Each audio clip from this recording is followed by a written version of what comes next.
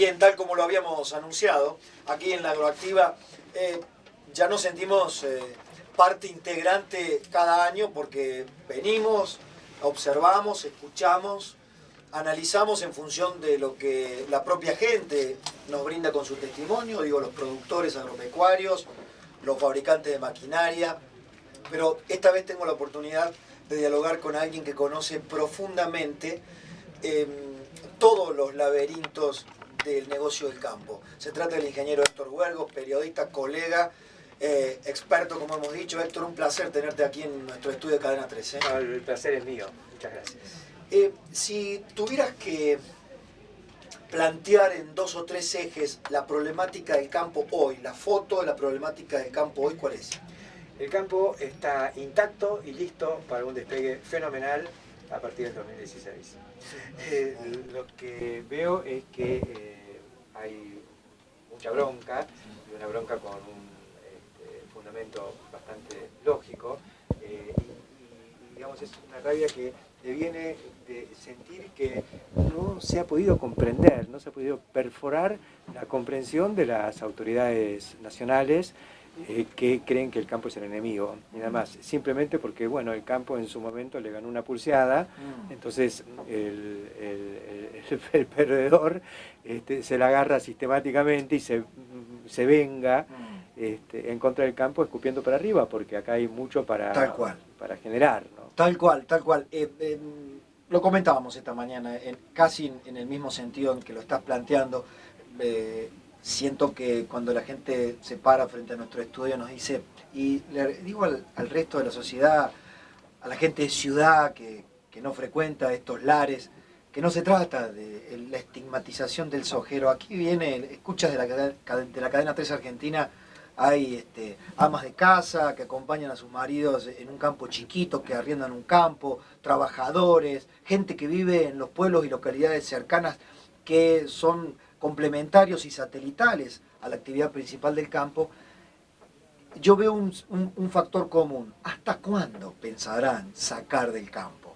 Porque la gente de campo también observa cómo de los fondos que salen de la producción agropecuaria, en el país se alimenta un Estado que pareciera no tener fondo. Un economista señala a ese Estado como una especie de vampiro anémico, que chupa recursos del sector privado en general, del campo en particular, y nunca está saludable, ¿no? Nunca se lo ve saludable. Sí, es insaciable y es una pena, porque después la repercusión se ve en lo que pasa con las empresas que proveen cosas al campo, o las que viven después de agregarle valor a las cosas que produce el campo. Y bueno, estamos a media máquina.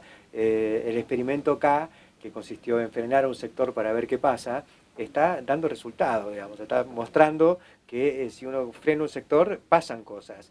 Entonces, se pudo comprobar que si el campo se para toda la economía. Para ponerlo en términos de comprensión concreta, la queja del campo, ¿cuál es? ¿Cuál es, digamos, el daño ilógico que las políticas del gobierno le hacen hoy al campo? Bueno, hay una transferencia fenomenal de la renta agropecuaria al resto de la economía, fundamentalmente al Estado Nacional.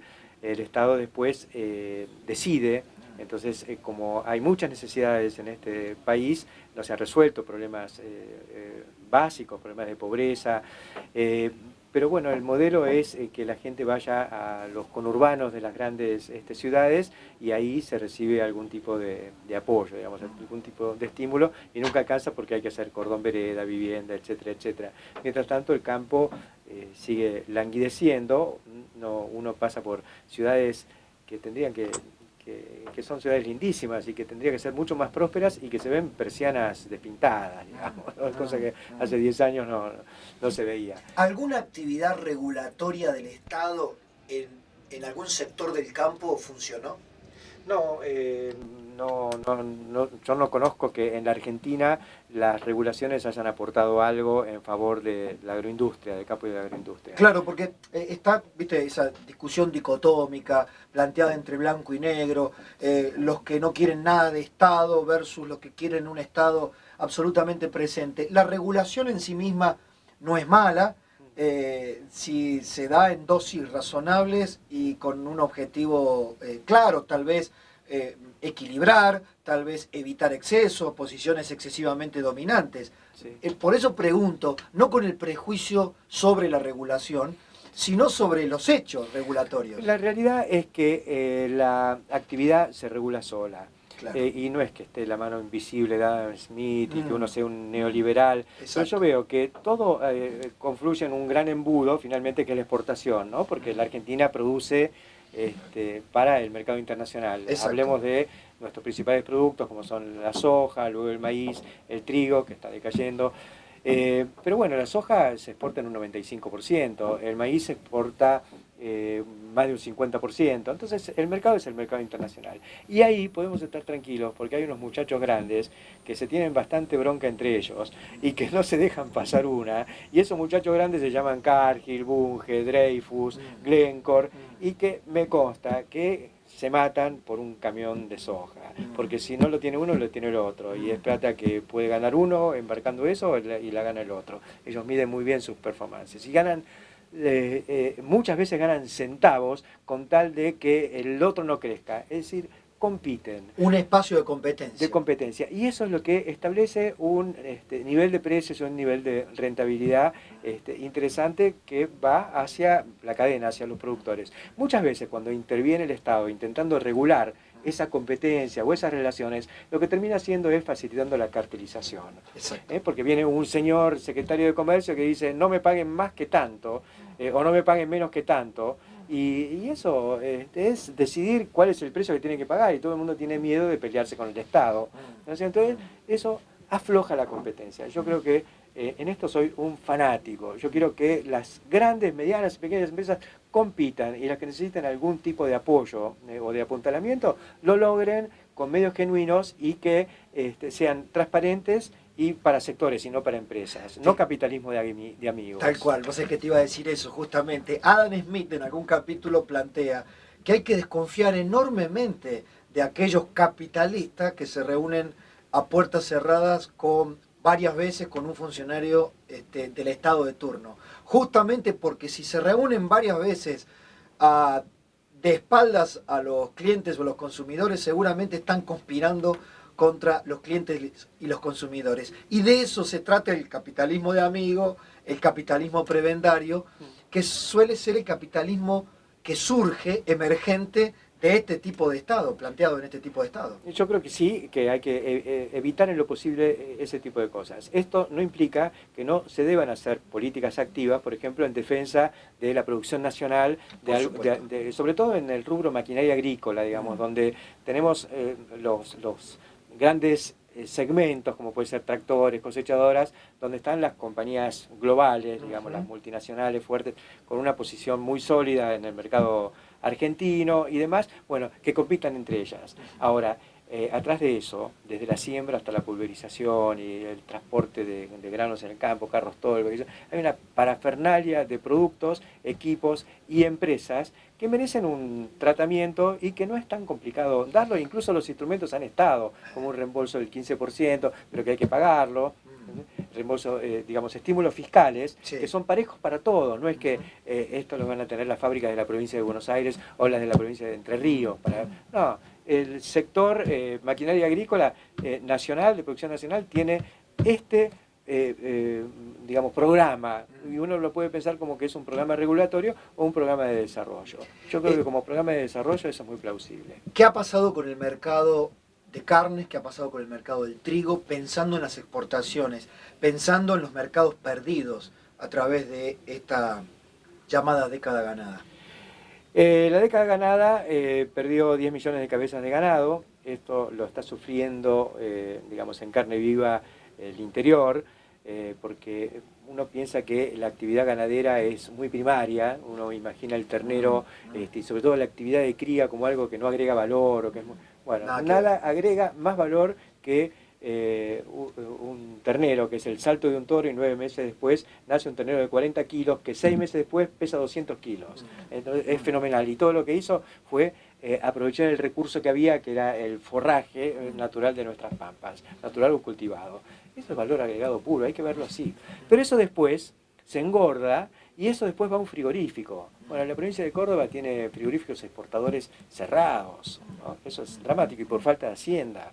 La provincia de Santa Fe también, la provincia de Buenos Aires ni hablar. Entonces, es una actividad que está en una profunda crisis por haber llevado a fondo la muletilla de la mesa de los argentinos. No se ha visto la posibilidad de desarrollar en armonía el consumo interno con la exportación. El trigo.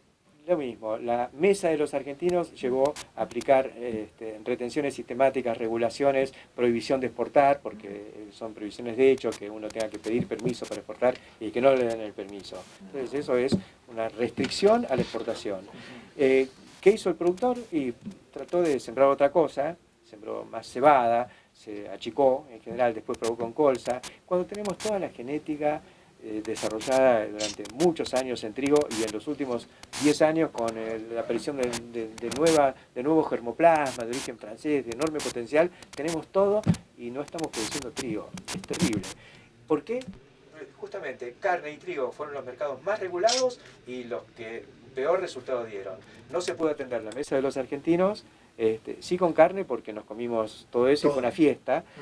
Sí, como nos compramos todos los autos, como bueno, en las burbujas de consumo nos consumimos todo. Claro, la diferencia es que cuando uno compra auto, compró un producto terminado, pero cuando uno se come las vacas, Sí. Se comió la fábrica de hacer autos. Se comió la madre. Entonces, se comió el torno, ¿no? Exacto. No es que se comió lo que produjo el torno.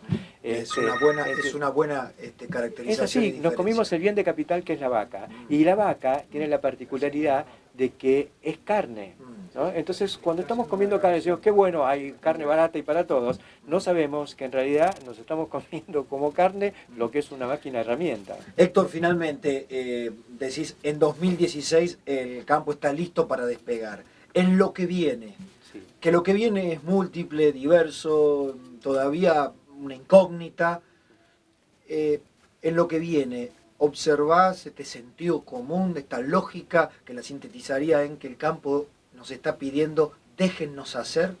Sí, yo creo que está eso, pero sobre todo, yo creo que el campo hoy lo que necesita también es muy subjetivo, es que no lo verdugueen más, Claro. ¿no es cierto? Que no lo maltraten, porque Sí, lo que se escucha es estar eso. azotando a la gallina de los huevos de oro. Es así, entonces el campo está dispuesto a dar, en la crisis del 2002, el efecto de la solidaridad del campo sobre el conjunto de la comunidad fue fenomenal. Se han donado alimentos por todos lados, aparecieron bancos de alimentos, apareció Solidagro, todo el mundo entendiendo la crisis y yendo a los focos más complicados con lo que podían dar, ¿no?